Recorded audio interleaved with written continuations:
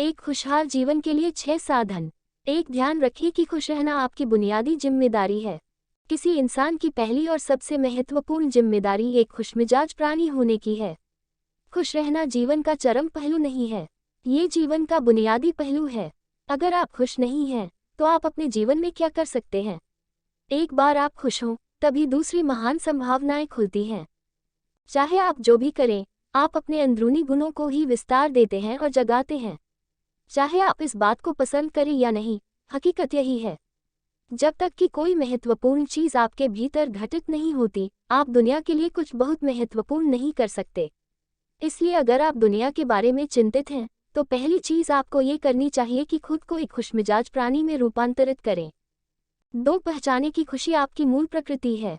इससे कोई फर्क नहीं पड़ता कि आप अपने जीवन में क्या कर रहे हैं, चाहे वह कारोबार हो, सत्ता, शिक्षा या सेवा। आप ऐसा इसलिए कर रहे हैं क्योंकि आपके भीतर कहीं गहराई में एक भावना है कि इससे आपको खुशी मिलेगी।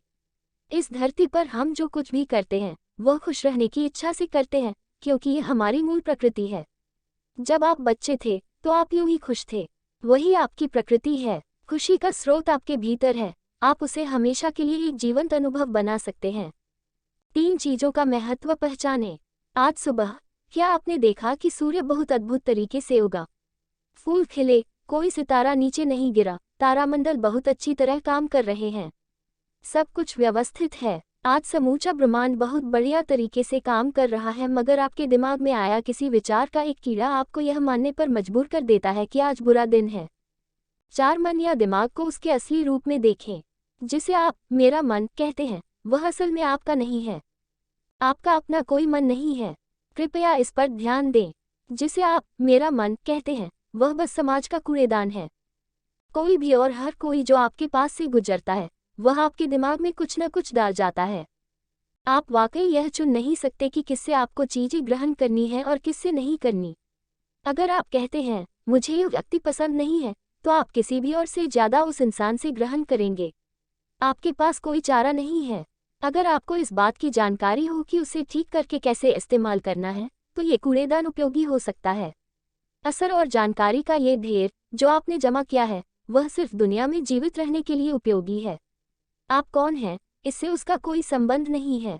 5, मन से अपने बुनियादी अस्तित्व की ओर बढ़ें।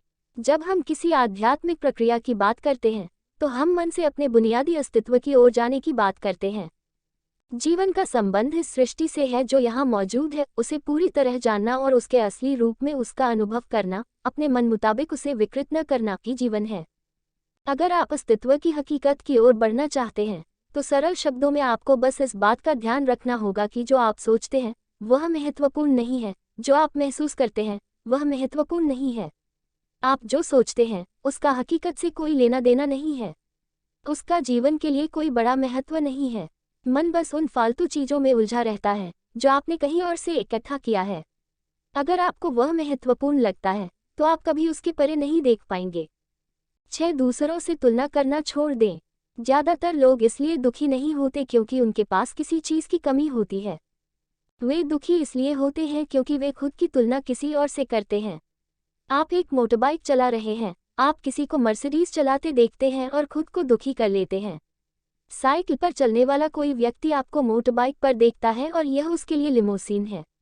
पैदल चलता कोई व्यक्ति साइकिल को देखकर सोचता है, अरे वाह, अगर मेरे पास सिर्फ ये साइकिल होती, तो मैं अपनी जिंदगी में क्या क्या कर लेता। यह एक बेवकूफाना खेल है जो चलता रहता है।